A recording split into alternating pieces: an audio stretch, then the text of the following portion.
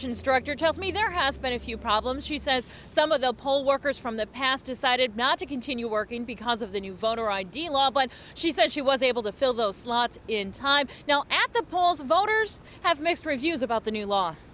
In Wauwatosa and in Oak Creek, there's a battle for mayor, but Gary Kinsley says there's no problem with the new voter ID law.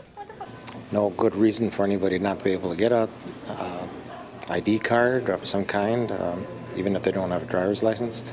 It would certainly go a long way to prevent voter fraud. It was a different story for Robert Petrowski in Milwaukee. We ran into him at the DMV where he was getting a new license because he moved a few blocks away. My new address wasn't on there. Well, I didn't know I had to re-register again because I could have had the old address at that location. 99% of the people are excited about the identification.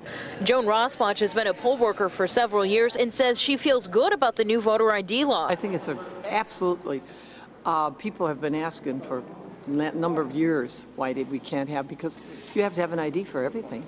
You can't even get a library card without an ID. Mary Kay Nelson of the League of Women Voters agrees most people have IDs, but she argues that's not the point. Voting's a right, not a privilege.